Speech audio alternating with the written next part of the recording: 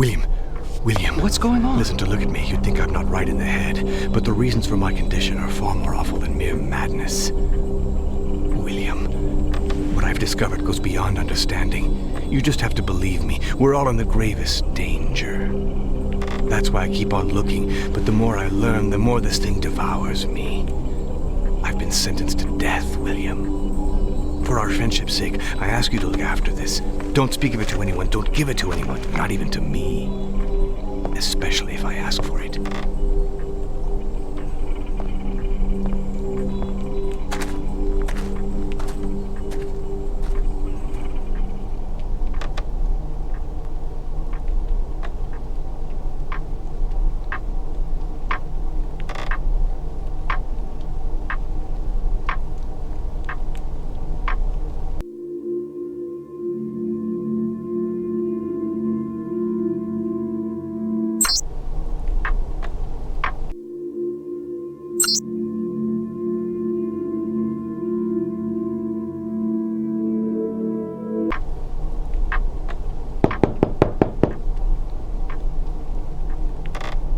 Mr. William Stanton, I presume.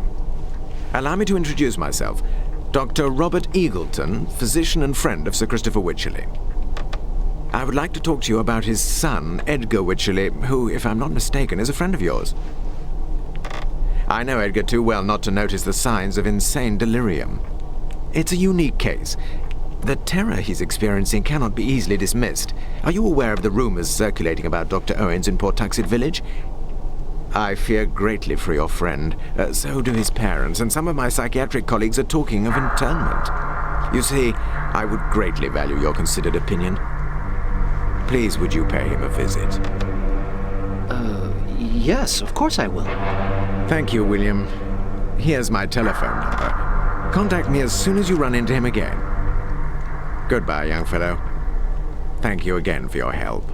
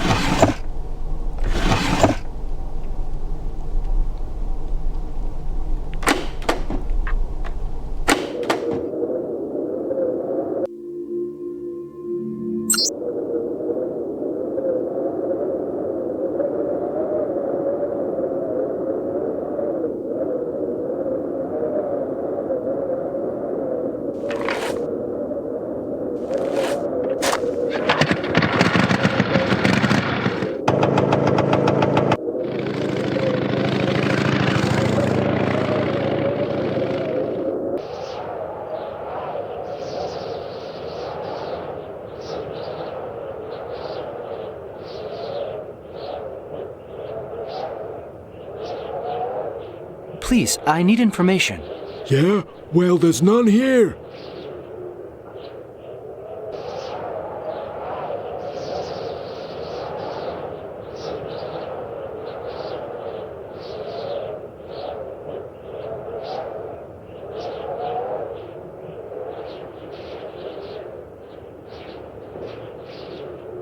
Whatever the young man's looking for, he should ask Ma Brady.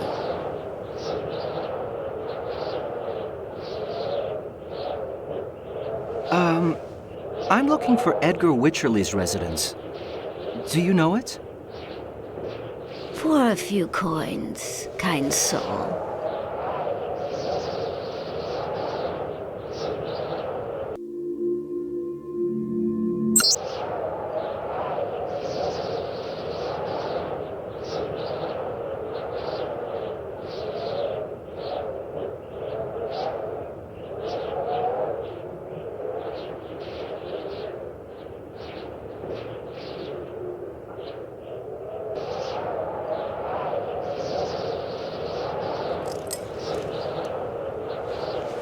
Go see Mr. Crumb at the grocery store. You can't miss it.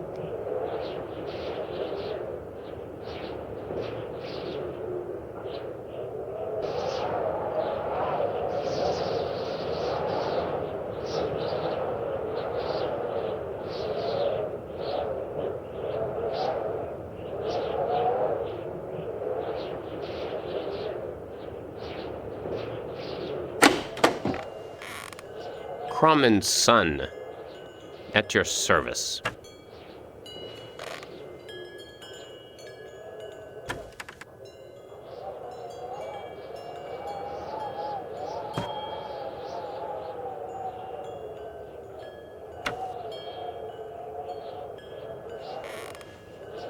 I'm looking for Edgar Wycherley's house. Do you know it? Mr. Wycherley, you say? No. I'd have to... Will you be needing anything else, sir?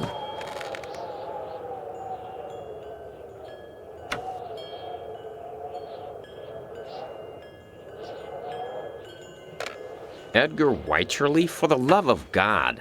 I'm only a simple grocer, sir, trying to make a living.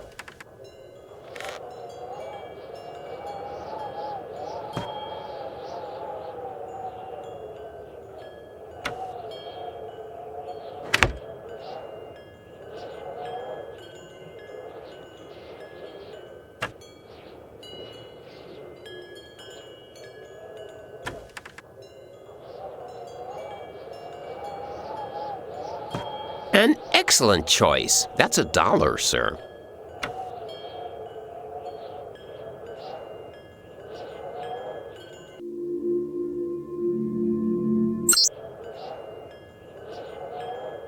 Thank you. What you need, sir, is a map. Then I can show it to you. This one costs $20, sir.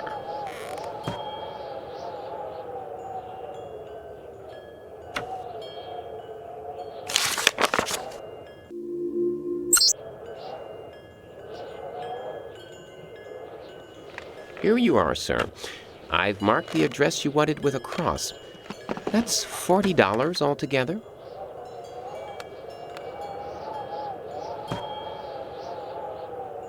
Thank you, and look after yourself, sir.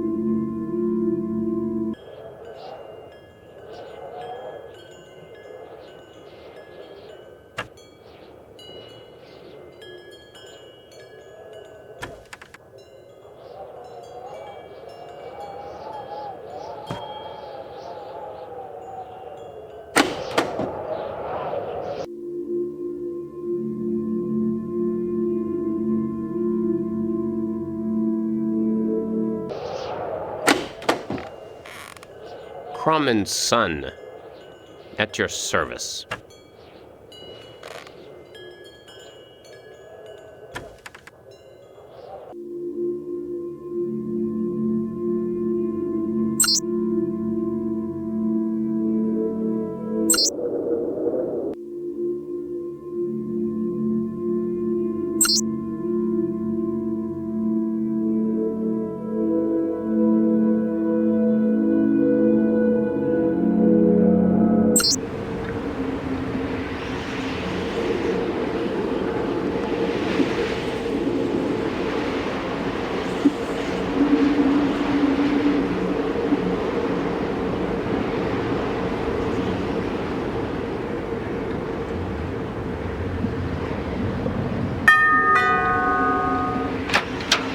Yes? Mr. Wycherley has gone out.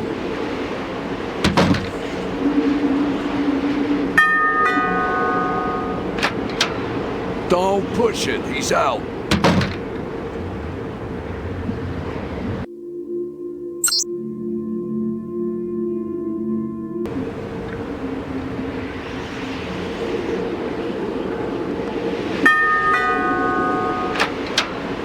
The gentleman can't have heard. Perhaps young Sir would like his ears unblocked for him? No? Then scrap.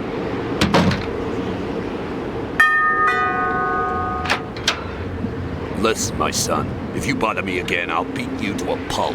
Got it?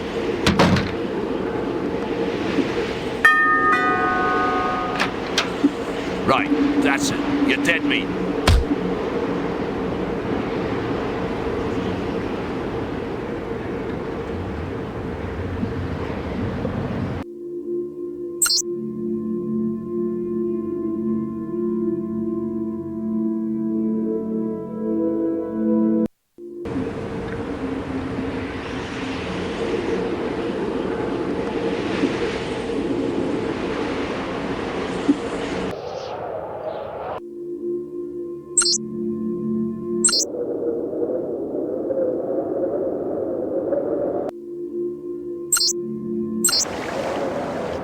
Mr. William Stanton, take a seat. I'm delighted to see you.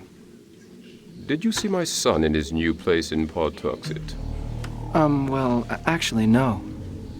You used to be inseparable once. How I wish he hadn't abandoned his archaeology studies. How about you, William? Do you flit from one new passion to another? No, sir. I've just finished my architecture studies. First archaeology, then genealogy, then foreign travel, astronomy, and chemistry. Personally, I preferred his archaeology period. Perhaps because he used to speak of it with passion. But then it seems children become more reserved, more secretive with their parents. Can I offer you a soda? Yes, I'd like that, thank you.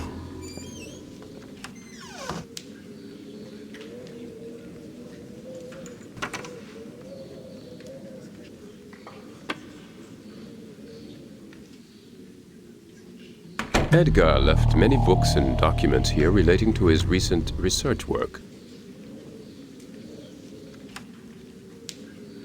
This is Gregor Herschel, who was a wealthy Providence shipowner in the colonial era. He had a daughter, who was Mrs. Wycherley's great-grandmother. This portrait was painted by Cosmo Alexander in 1765. Unlike my wife, Edgar loves this painting. It's a shame that he's not here to tell you all about it. Tell me honestly, don't you find the resemblance absolutely uncanny?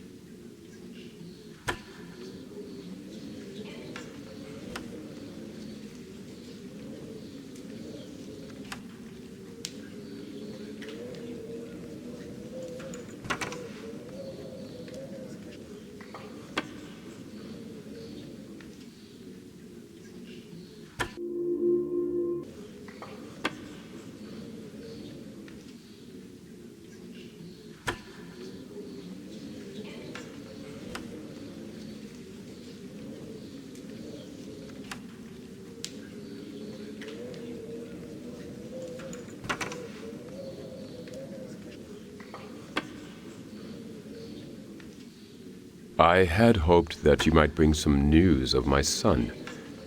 I suspect that this chemist, Dr. Owens, is working him too hard. Dr. Eggleton tells me that his health has deteriorated over the last few months. Come back and see me whenever you want, William. Edgar hardly ever writes to us these days, so it's a real pleasure to chat with you about him.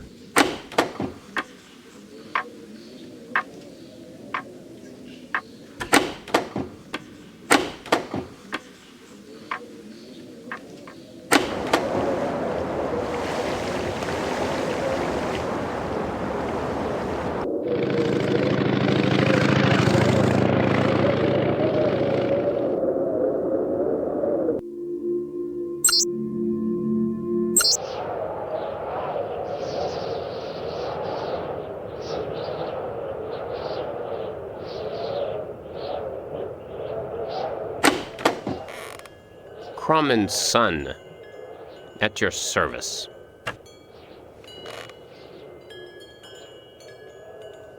Hello, my friend.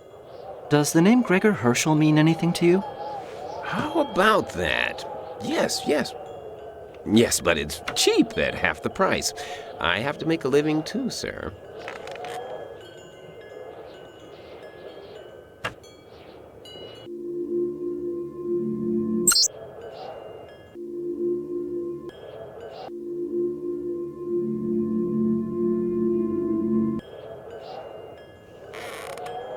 Well, you seem to have the worries of the world on your shoulders. I'll do what I can for you. Let's see, that comes to just 50 cents, sir?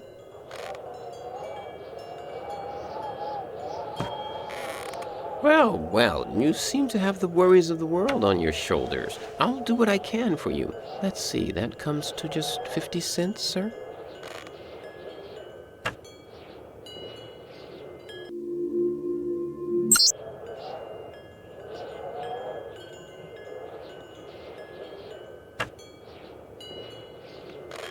A ship owner?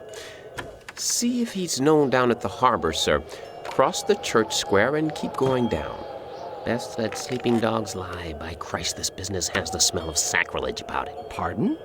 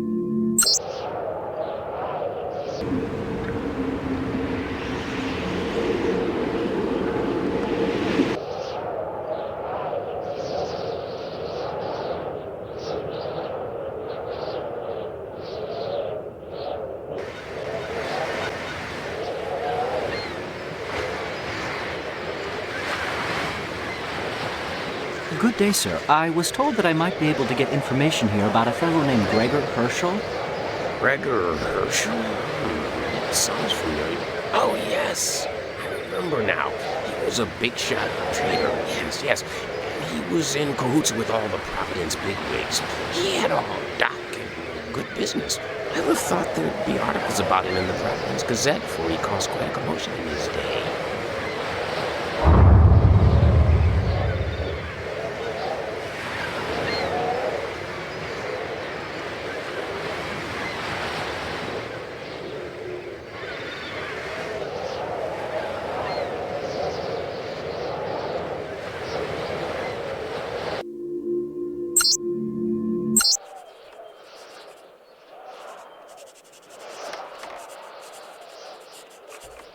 Good day, sir. Excuse me for interrupting your work, but do you have any articles in your archives about a fellow named Gregor Herschel? It's surprising to see how Herschel still provokes a lot of interest today, but tread warily, for his is a tale of madmen. The last person to ask about him was Edgar Wycherley, an archaeologist. Gregor Herschel is a strange character from our town's past. He came here from Salem, where he had moved to from Oregon around 1713. He bought landing stages near Mile End Bay and made a fortune from the slave trade. In 30 years, he became the richest ship owner in the town, controlled a large slice of Providence's commerce, rubbed shoulders with high society, and got married to the daughter of one of its captains in 1767. He died in a fire at his farmhouse in April 1771, featured regularly in the paper from 1713 to 1771. Happy hunting, Mr. William Stanton.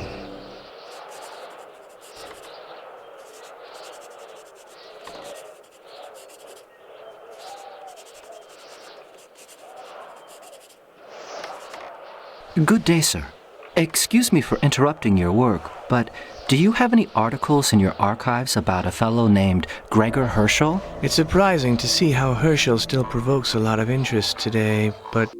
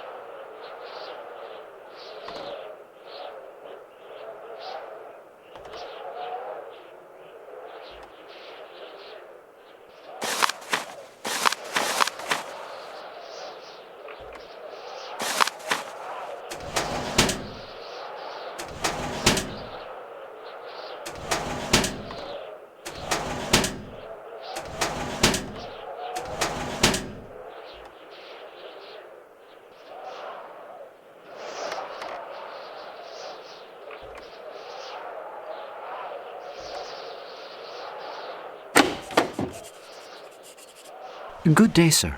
Excuse me for interrupting your work, but do you have any articles in your archives about a fellow named Gregor Herschel? It's surprising to see how Herschel still provokes a lot of interest today, but tread warily.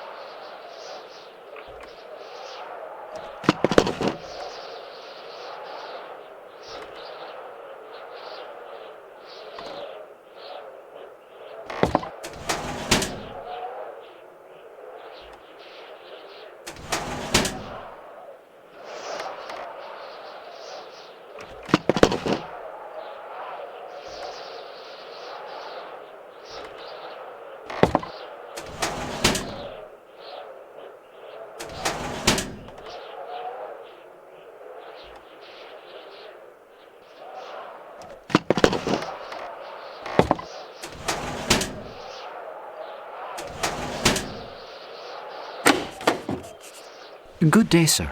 Excuse me for interrupting your work, but do you have any articles in your archives about a fellow named Gregor Herschel? It's surprising to see how Herschel still provokes.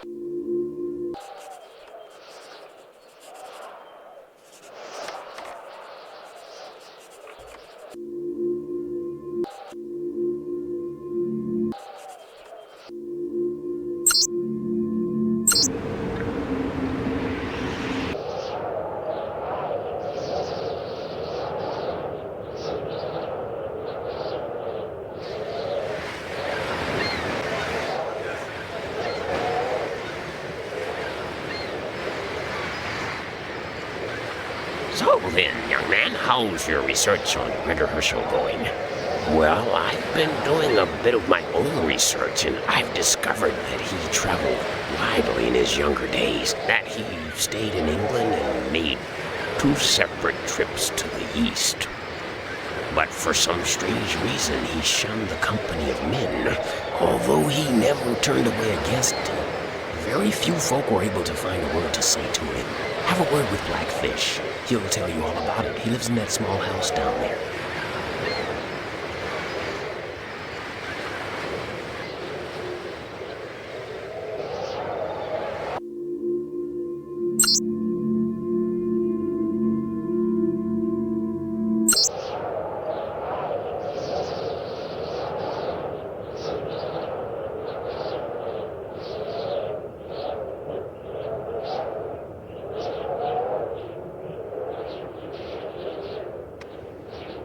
Mr. Blackfish? Well, I won't beat around the bush. I've come to ask you to tell me about Gregor Herschel. My friend, have you not forgotten something? Such as... Do you have nothing to awl the tongue? I do not, sir. Then get the hell out of here. Well... Yeah, that's right. Make yourself scarce. Well, I don't want to offend Well, you. okay, if you want to chat, bring some supplies. Why don't you come back later?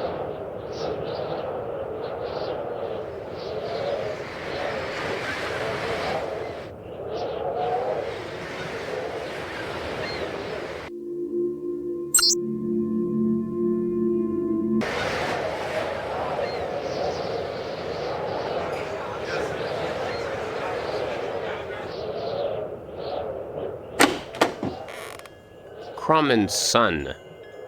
At your service. Excuse me, sir. Do you have something strong that'll cheer up a miserable fisherman? You mean hooch? How about this stuff? This isn't easy to come by, the way things are these days. There are stock problems, and the suppliers are taking advantage. Not to mention the insurers. Yep, it all has effect on the price. What the hell? I'm not in it for the money. I provide a service to my good customers. If they show their appreciation...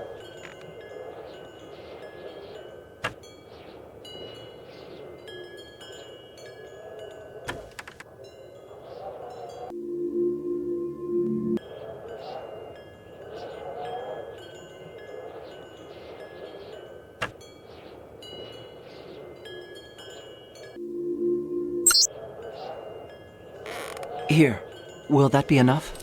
Well, I'll be damned. You are a good customer, sir. I like people who show their appreciation. If you're in need of anything else at all, my pleasure, sir.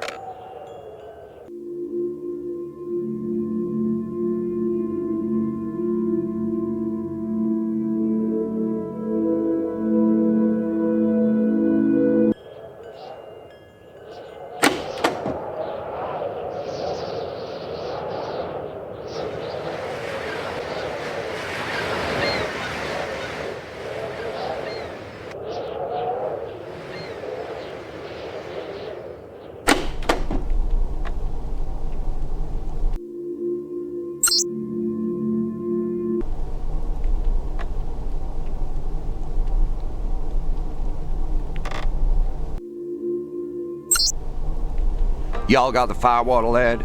Here, and it's good stuff, too. Good.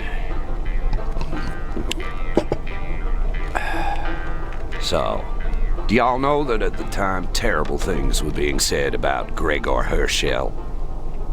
He wasn't one to shy away from crime, and he must have made masses of dough. Everyone here has their reasons to look out for customs, my lad. At the time, the local businessman wanted to make a fast profit at any cost. Vessels would arrive in the bay at night, brigs and caravels overflowing with contraband, and secretly come ashore. You get the picture. Except that his cargo consists of blacks from Guinea. They used to unload them to the north of Pawtuxet. There was a prison down there, a big stone building. At first, everything went fine. He wasn't the only one doing it, see? Except that one day it wasn't just blacks. On that day, the Navy were out for blood because of a Coast Guard ship that had burned. The Liberty. They spied a big merchant ship with its lights doused, heading for Nakiet Point. They followed it, then boarded her. Ah, good God. I'd like to have seen the face of the customs officer when he saw the cargo. It was Egyptian mummies. I'll bet he was well annoyed, because of course they were not illegal. As for the mummies, no one knew what they were for, my lad. Do you see what kind of things he was up to? Mummies, huh? What a strange thing to smuggle. That ain't the half of it. You know, the strangest thing of all was how often he used to replace his sailors. One crew would go on shore leave, some of them were laden with goods, and when it was time to sail again, there were always 2 or 3 men missing. The sailors are superstitious beggars. The tough sailors from the slave ships, pirate vessels, and the huge brigs, Brown, Crawford, and Tillinghast, would make the sign of the cross when they saw the old man going into his warehouse in Doubloon Street. His mates and his captain detested him, but they were tied to him by the grip of fear. Nobody wanted to sail with him no more. His crews were made up of mixed-race sailors from Havana, Martinique, and Port Royal. Oh yes, the Port of Providence has seen goings-on strange enough to make your blood run cold. Not more than 1 month later, 3 likely lads, not the type to miss a voyage, were due to set sail on the Gaita. They'd been seen the night before, but the next day, not a trace. The sheriff turned up with his deputies, the redcoats, And they took the place apart looking for alcohol. That's right. They didn't give a damn about the lads. Then Smith was asked to put a notice in his newspaper, but there was no response. I'm pleased you take an interest in these things, but you need more detail to get a clear picture. Tell you what, I know a lad who can tell you all you need to know. Arthur Prokop. At this time of day, you'll find him in the Royal Standard. It's 20 yards back towards the church there. Tell him I sent you. Thank you, sir. I'll find it. See you again, sailor.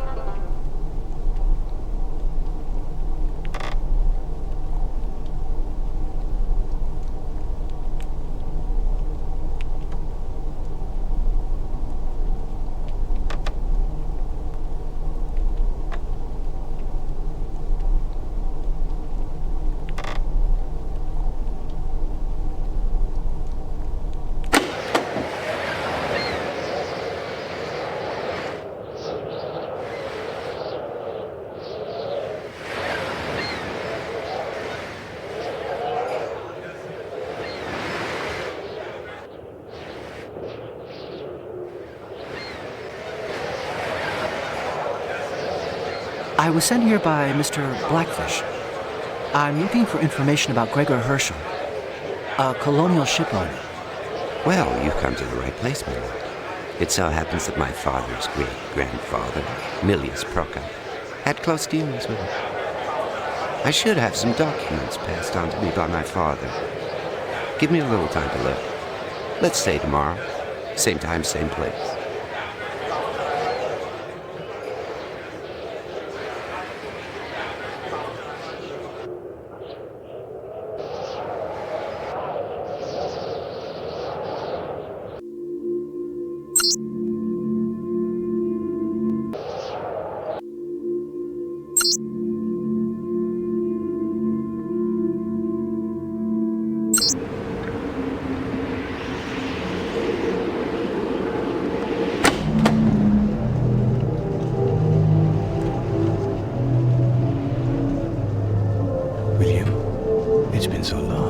I'm here to see how you are. When you came to my house 2 days ago, I'm sorry, my memory fails me frequently. When you came to my house, you seemed very disturbed, as if you were in some danger. Forget anything I said to you. I was upset. Let's forget it. Dr. Eagleton is worried about your health. So is your father. Edgar, are you sure everything's fine? I'm relying on you to reassure them. Everything's fine now. Allow me to introduce you to my colleague, Dr. Romans. Valenti non fiduciaria. Don't forget what we must do, Mr. Wycherley. Agi quod agis. I shall await you in the bungalow. I'll leave you to your work, Edgar. William, goodbye. Please be so kind as to give my regards to Mr. Eagleton and inform him that you yourself have observed that everything here is fine.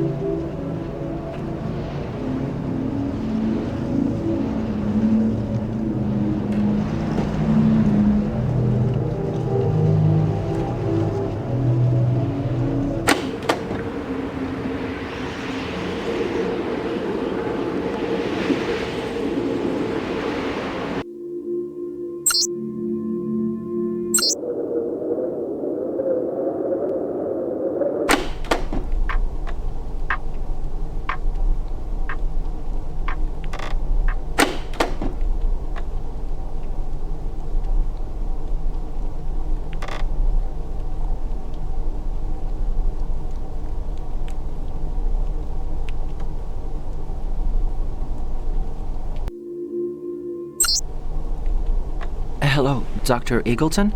I've seen Edgar recently. He really does seem very disturbed. Please stay at home.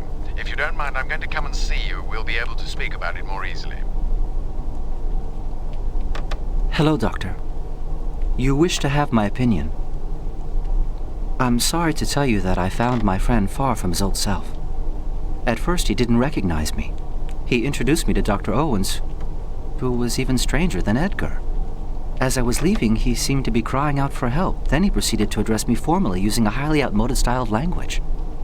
I am truly mystified. Could you enlighten me as to the exact nature of his research? The first thing Edgar discovered amongst the papers of several Providence families was mail addressed to Gregor Herschel or written by him. These letters had been intercepted by the local population with the hope of finding out what he was up to. Then he found Herschel's work documents. Edgar revealed to me one day that the papers of his ancestor contained some incredible scientific secrets, for the most part written in a coded language, and that he was trying to acquire the ancient arts needed to understand what it was all about. He then explained to me that he was scouring the cemeteries for the gravestone of Gregor Herschel, which should bear an inscription made up of mystical symbols that he needed to decipher the manuscript. The odd thing was that I had the impression that he didn't speak freely. I fear that he's under the influence of this Dr. Owens. There's only one way to guarantee his safety: to have him committed. Thank you for your valuable help, William. Continue your investigations, my boy. We need to know what lies behind all this.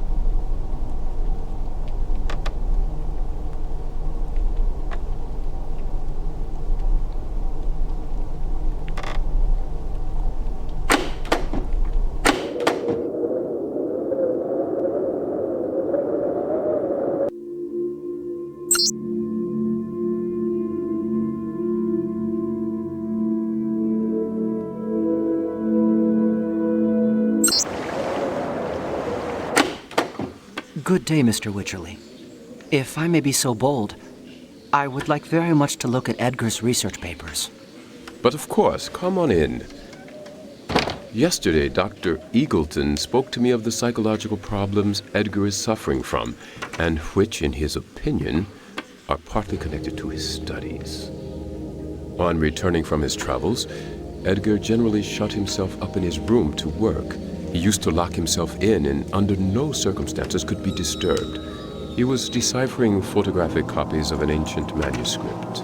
Then he began to get interested in chemistry and to hang around cemeteries. The acrid odors that sometimes came from his room were becoming truly intolerable. Edgar seemed to have gone out of his mind, letting out shrieks and having conversations when there was nobody there. On the 15th of April, I remember the date because it was Good Friday. Mrs. Wycherley was listening anxiously in the corridor to strange chants in foreign tongues and a series of syllables ending in ya, whereupon she fainted.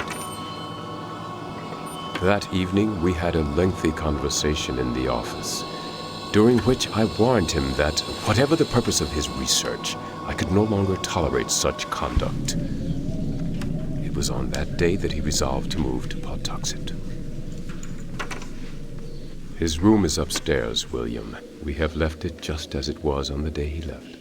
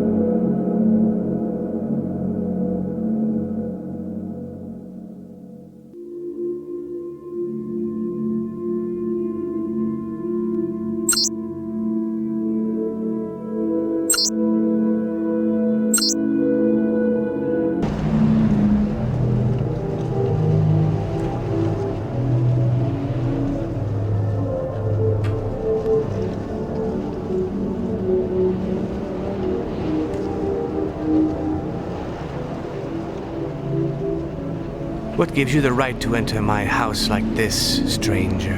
Edgar, don't you recognize me? Of course. Sorry about that. It's the old memory playing up again. Could you just remind me, though, why I asked you to come and visit? Be careful, Edgar. You're poking your nose into terrifying things that are tightening their grip on you. Stuff and nonsense. The world of science is bedeviled by malicious rumors engendered by fear. Edgar, what is the subject of your research? I'm working on the discovery of knowledge that must for the moment be kept secret. Its revelation shall herald the dawning of a new era. Are you sure that is for the best? Certain things should be consigned to the past so that the passage of time can erase them. Some things are never erased. And this is no longer simply a marvel consigned to the past. Well, I must return to Providence. Allow me to excuse myself. By all means, give my regards to Dr. Eagleton. Don't lose any sleep on my account. Everything here is fine.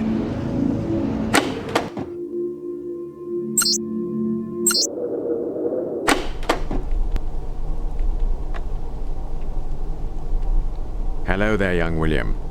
Any news? Yes. I went back to Edgar's house and was able to let myself in before he arrived.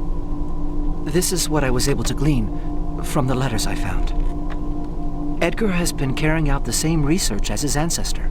He must have attempted and succeeded in an experiment that at first taught him some secrets before causing him to lose his mind. You're right. It's increasingly apparent that he is mad. And this Dr. Owens appears to exert the most harmful of influences. Edgar must be protected. I would like to use your telephone to issue the sheriff with an internment order and to ask him to meet us at Edgar's house in order to nip any possible resistance in the bud. Let's go. Edgar, I'm forced to do this for your own safety. By all the spirits at my command, I damn you. May Azeroth take you over. You shall remain enslaved to him forever. I recommend that you rest before carrying out a detailed search of the premises. Each clue may be vital to us. I'll meet you back at your house.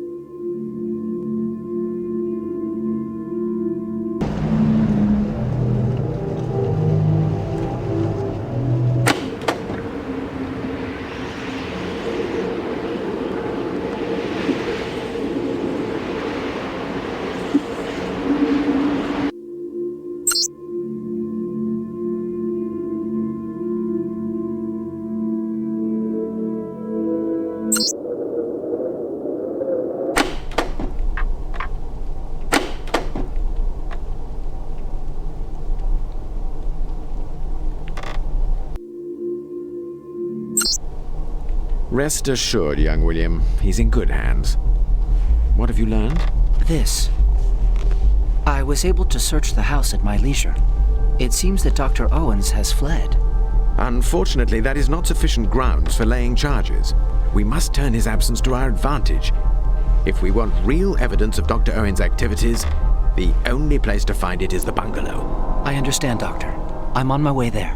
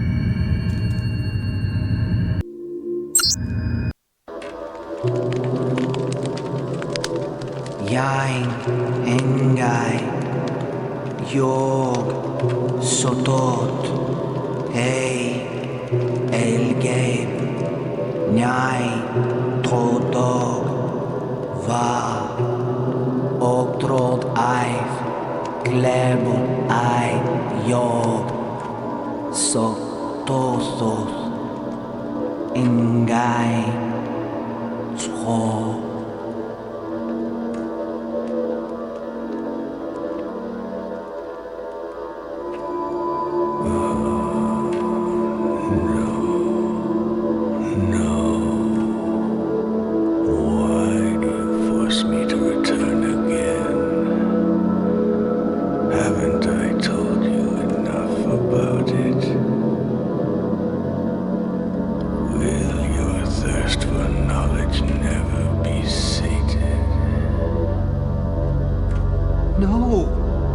I have nothing to do with Herschel.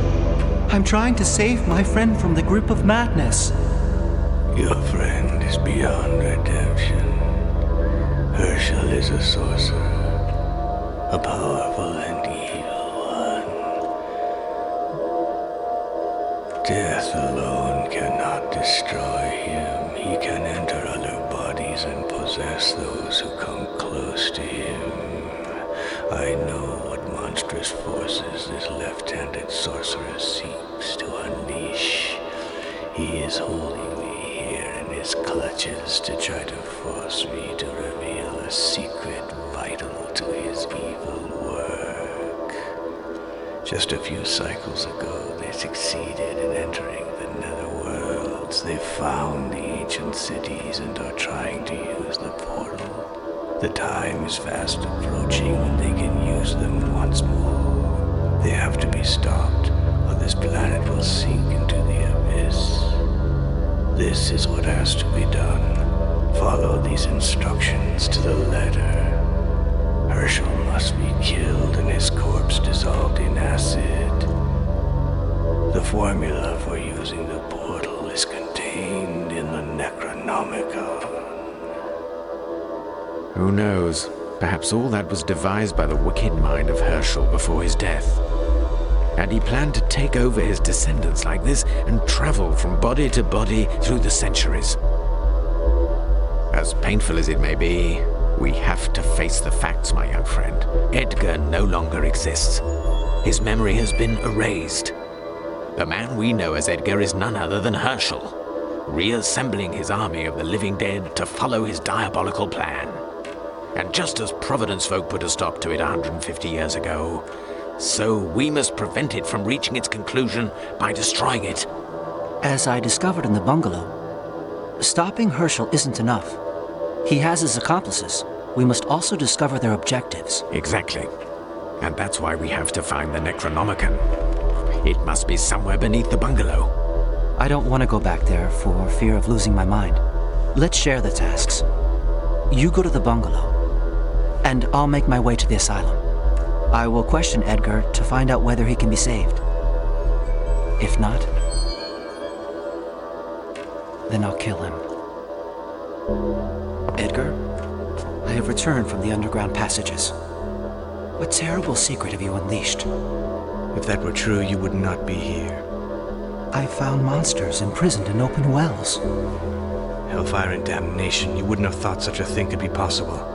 Those cursed creatures shrieking in the depths of their wells for 150 years, they're hungry. You could have satisfied their appetites. What is the Necronomicon? He came, and yet you still live. But don't forget that all the status have been changed. Nothing is for certain until you have asked him. You didn't answer my question. What is the Necronomicon? May the plague strike you down, you'll never find out.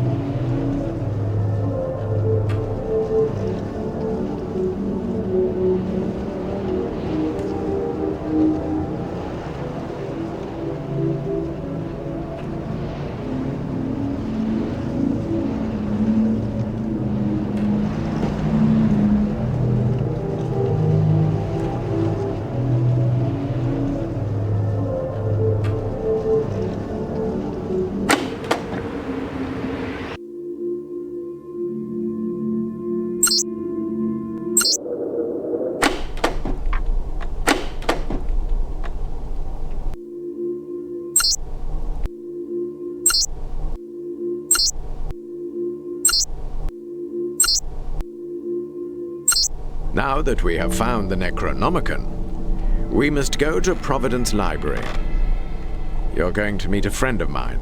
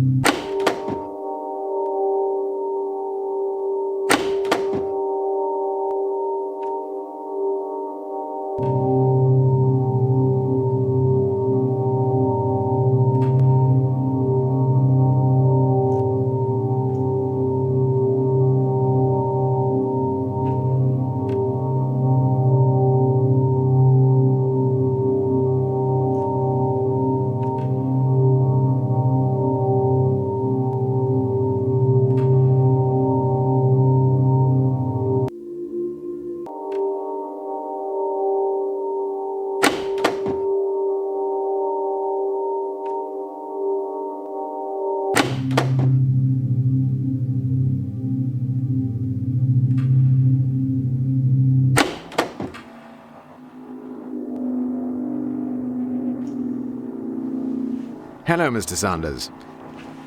May I introduce William Stanton, who wishes to carry out some research that is a little unusual.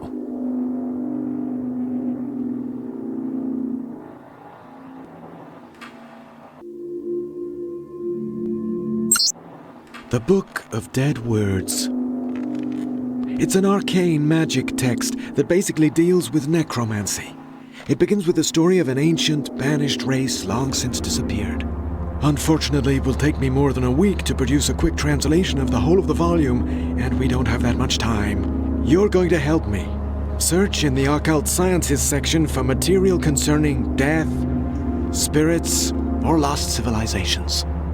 My friends, I must leave you to continue your work alone. I will join you again later. Until then.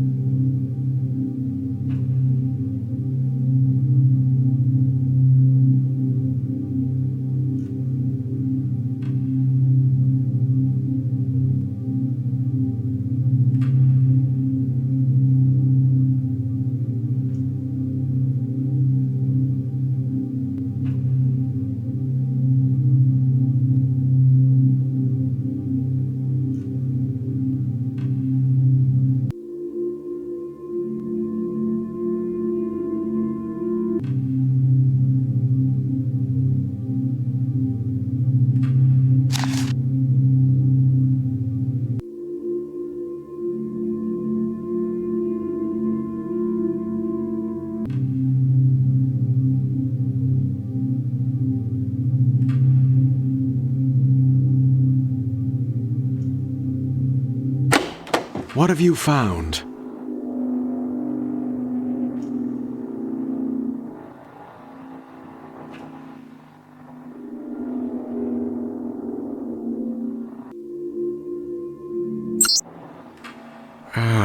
It's strange how these symbols occur in a handwritten note in the margin of a translated page. Don't you see?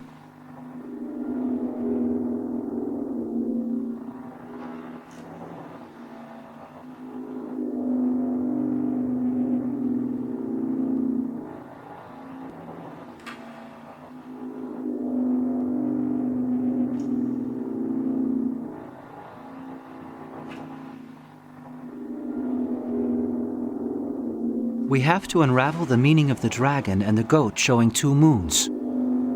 Let's focus our research on magic tracks.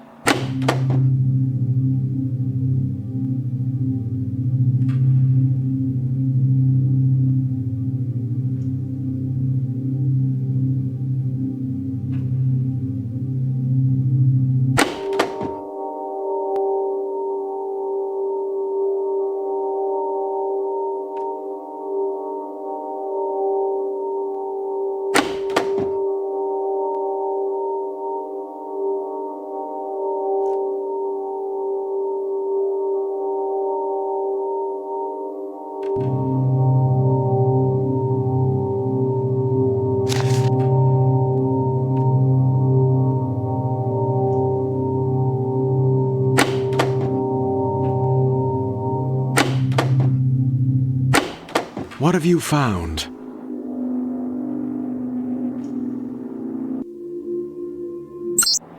It is an incantation. All this speaks of great evil. These are the same runic symbols. I'm going to translate this page as quickly as I can.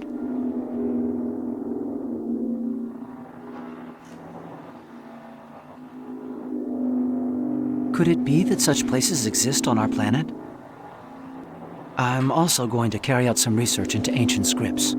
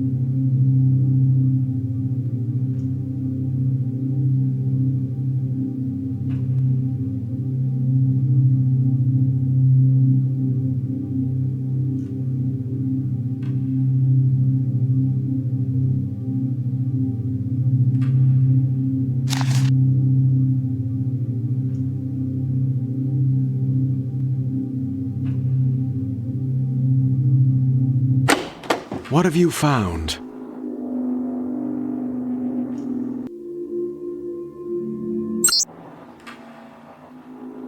Apparently, there were several great cities.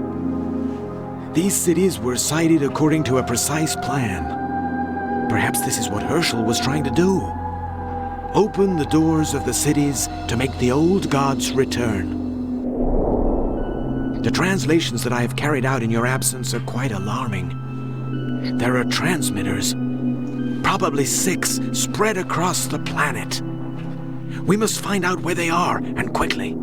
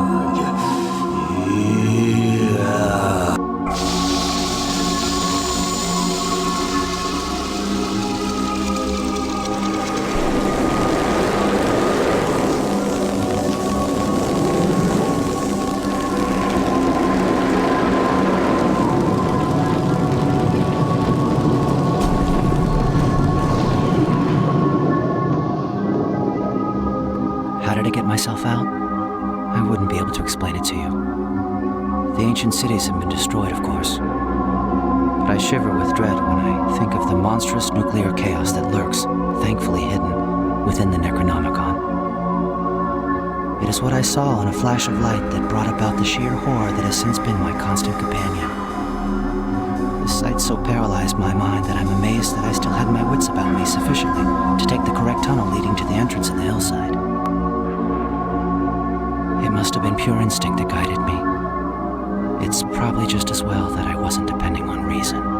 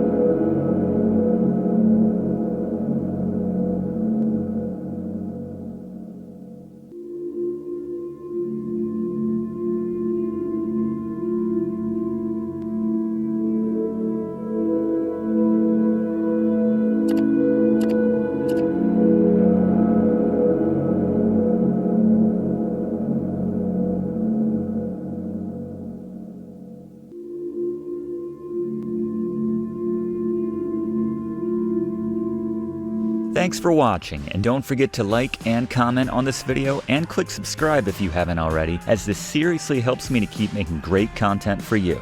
And check the description of this video to see what song is playing right now.